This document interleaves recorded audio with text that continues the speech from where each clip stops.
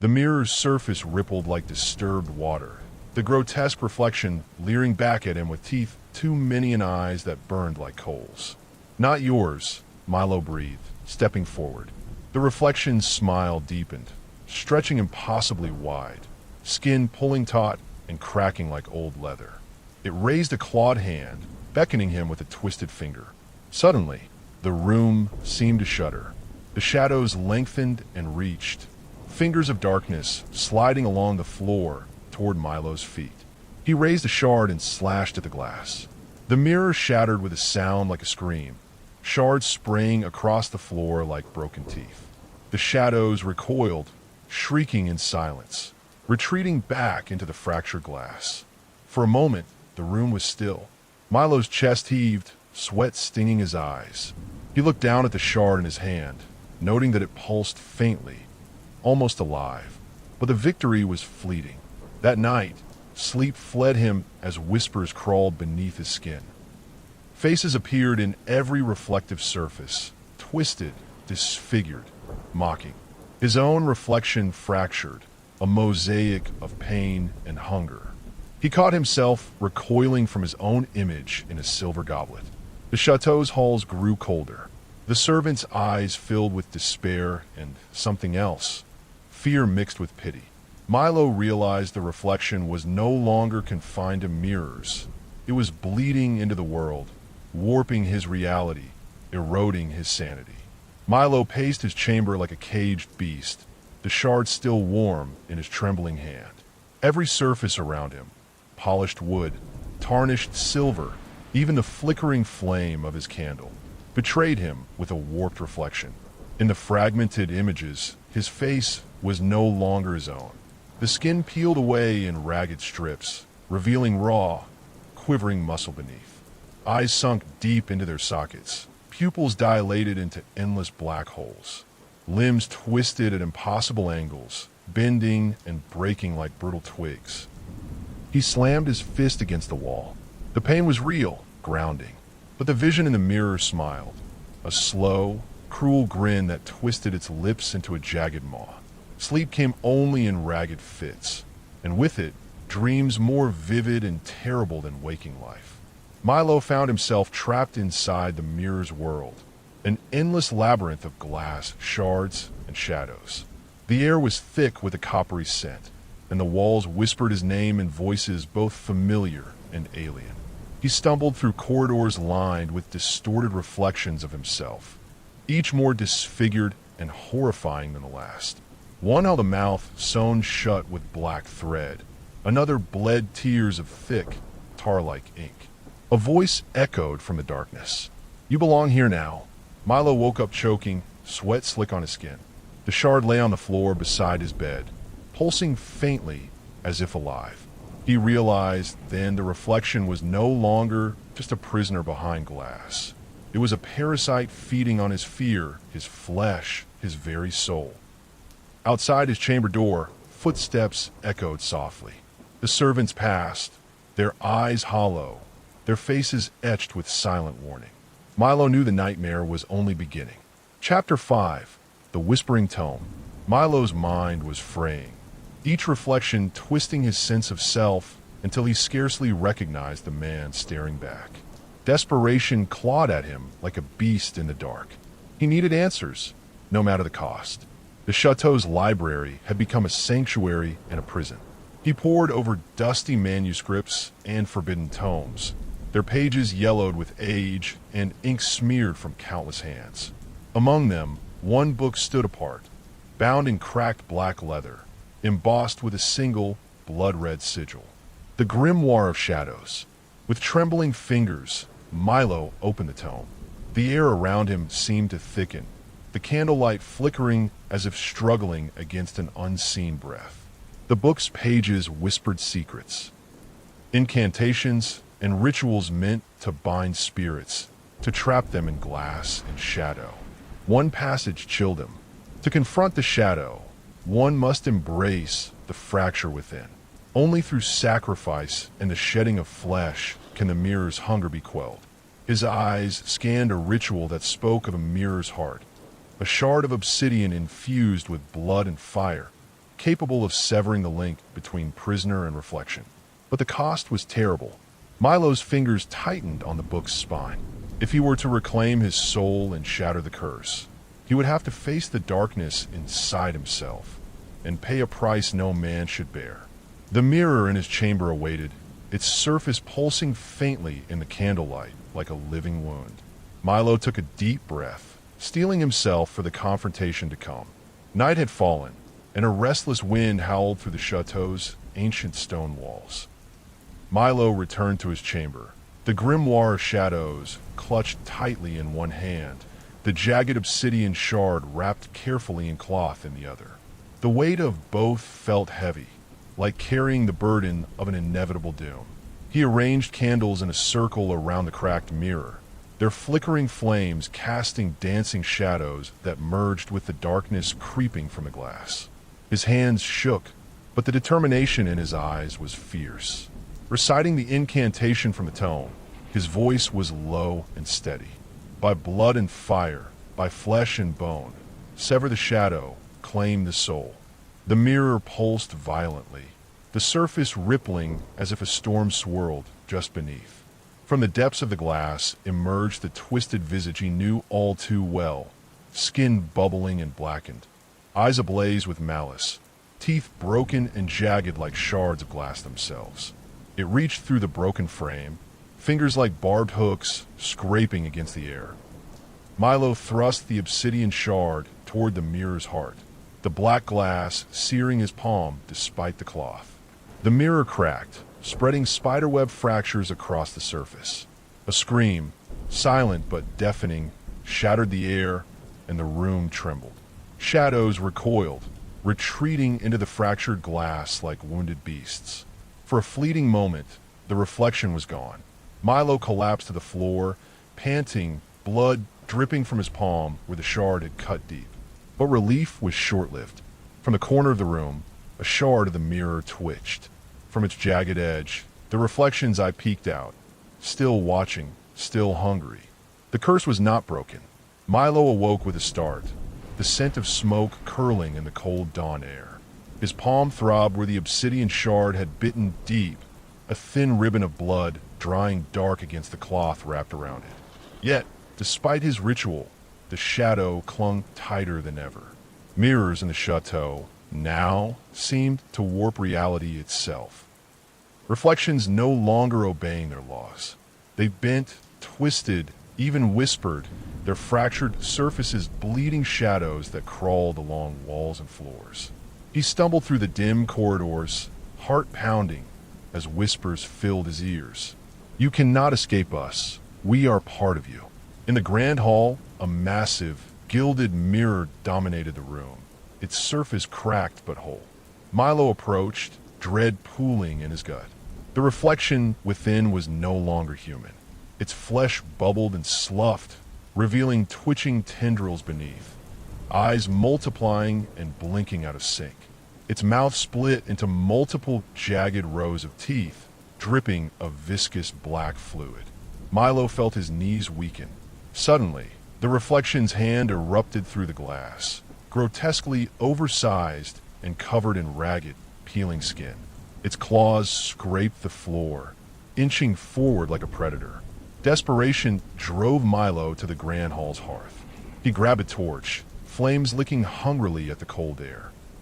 With a cry, he thrust the fire toward the mirror. The glass hissed and shattered, shards exploding outward like shrapnel. The shadow screamed, a soundless wail of pure hatred. For a moment, silence reigned. But then, from the broken mirror's depths, countless eyes opened, black, cold, and endless. Milo realized with horror, this was no mere reflection. It was a fragment of a greater darkness, a fractured soul hungry to consume and replace him. The air trembled with cold dread as Milo stood amidst the shattered glass. The flickering torchlight casting grotesque shadows across the ruined mirror's remains. The countless black eyes in the fragments blinked in unison, each one a silent accusation, a gaping maw of hunger. Milo's breath caught. The darkness was not simply a reflection. It was a contagion, a splintered consciousness bleeding from the glass into the world.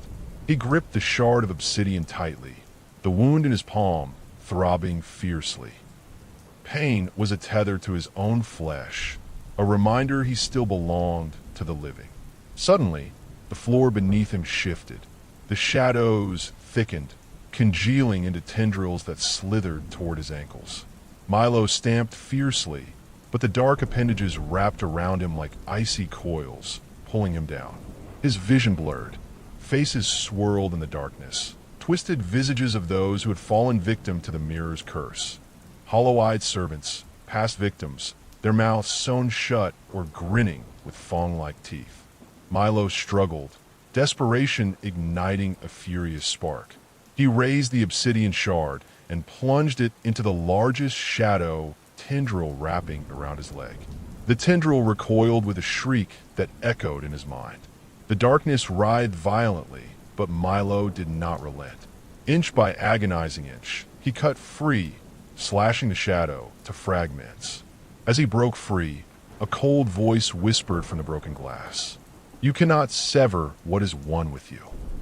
Milo staggered back, the enormity of the curse pressing down on him like a physical weight.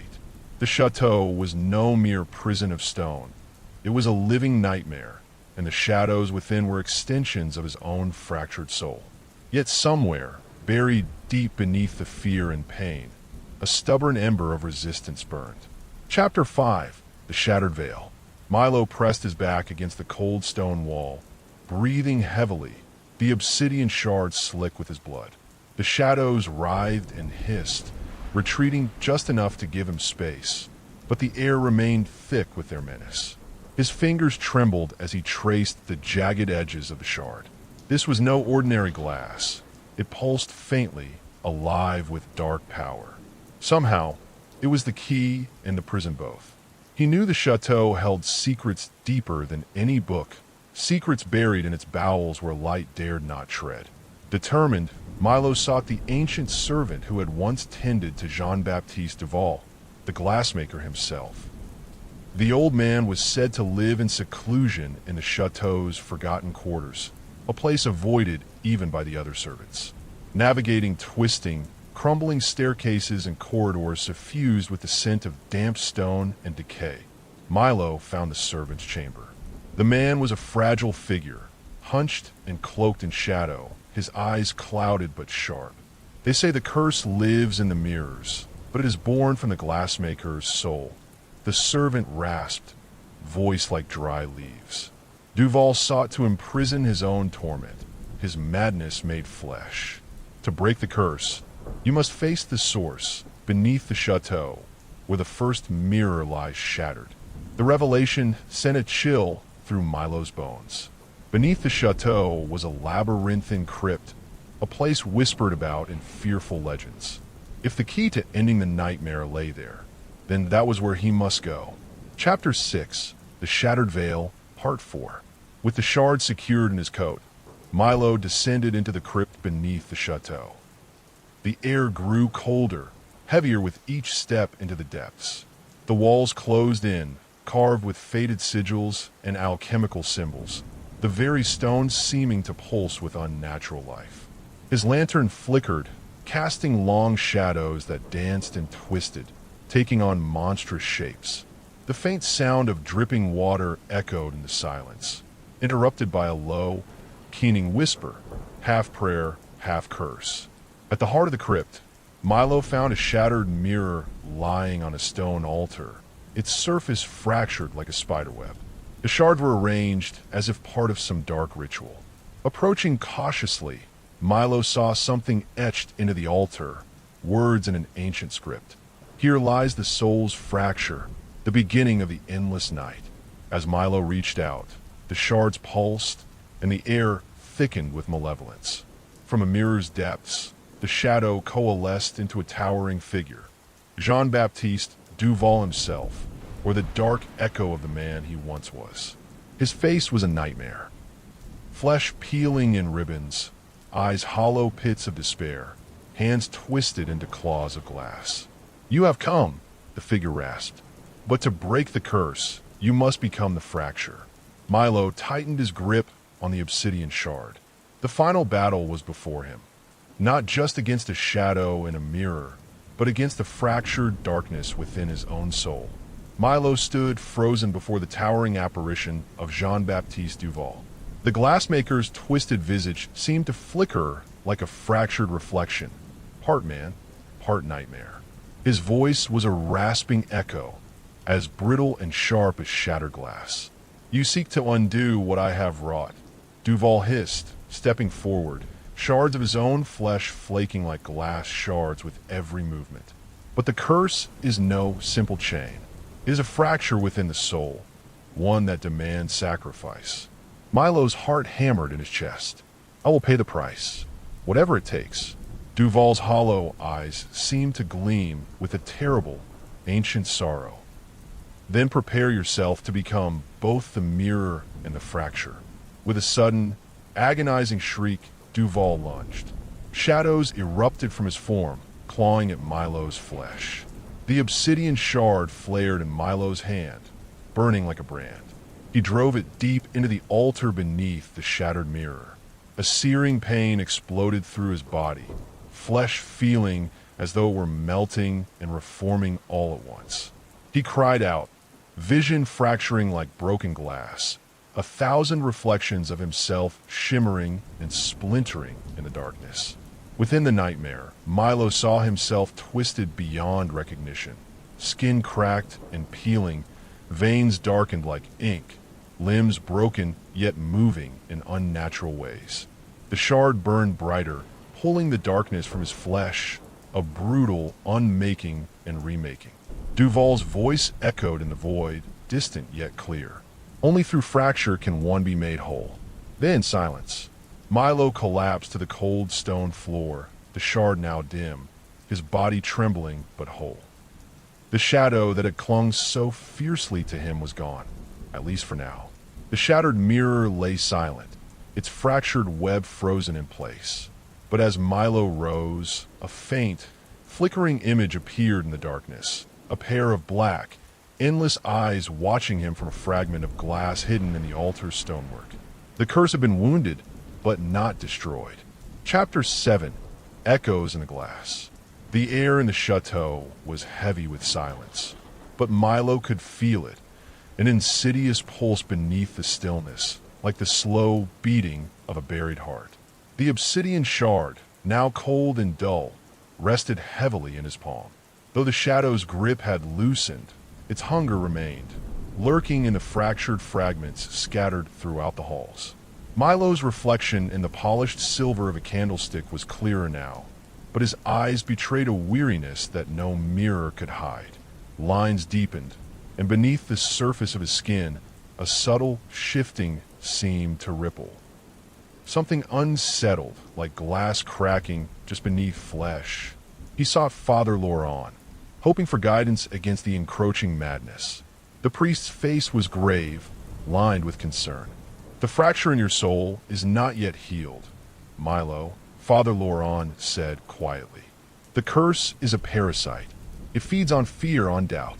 You must confront what lies within, or it will consume you utterly." Milo nodded, the weight of the priest's words settling like a stone in his chest. "Ow!" The priest's eyes darkened. "Through confession, through sacrifice, and through the acceptance of your own fractured nature." That night, as the chateau slumbered under a blanket of fog, Milo stood before a large mirror in the gallery. The surface shimmered unnaturally, the edges catching the candlelight like fractured ice. He met his own gaze, steadying himself. Slowly, the reflection twisted, skin bubbling and peeling away, revealing jagged shards beneath. Eyes multiplied and blinked in asynchronous rhythm. The face fractured, splitting open in places to reveal a void, an endless, yawning darkness.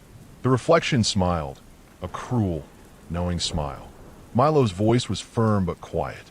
"I will not be consumed." The reflection's smile widened, and in the glass, the shadows coalesced into a hand that reached out, fingertips grazing the surface as if trying to break free. The air in the gallery grew heavy, thick with the scent of old wood and damp stone. Milo's breath came in slow, measured pulls as he stared into the mirror, where his reflection writhed and twisted in impossible ways. It was as if the glass was a living thing, breathing, pulsing with a malignant will. The fractured visage before him was no longer just a mirror of his body. It was a manifestation of the curse itself. Skin peeled back in ribbons, revealing muscles shredded and raw beneath. One eye drifted away from its socket, held by fragile sinews, blinking in silent agony. The mouth cracked open into a grin too wide, the teeth jagged shards that seemed to gnash silently. Milo's stomach churned, but he held his ground. Suddenly, the reflection's eyes, now dozens in number, fixed on him. They shimmered with something darker than madness, hunger. And then the voice came, not from a mirror, but from inside Milo's mind. You cannot run. You are the fracture, the broken shard. A cold shiver ran down Milo's spine. The voice was both alien and intimately his own. Doubt gnawed at the edges of his mind, whispering cruel accusations. Was he already lost? Was he merely a puppet of the shadow? Desperately, Milo shut his eyes and counted to 10. When he opened them again, the reflection had settled into a semblance of normalcy, his own face staring back, tired but whole. He stumbled back from the glass, pressing a hand to his chest as if to hold himself together. Later that night, the chateau revealed more of its secrets. In the depths beneath the library, Milo found a hidden chamber.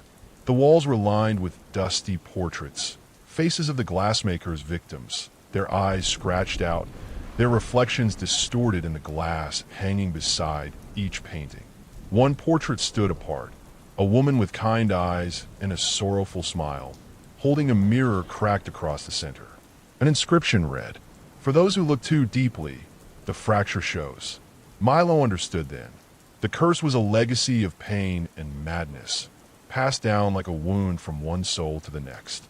To survive, he would have to embrace his own fracture and find a way to mend it before it swallowed him whole. Chapter 8. Reflections of the Past. The heavy wooden door creaked as Milo pushed it open, revealing a narrow spiral staircase winding downward into the bowels of the chateau.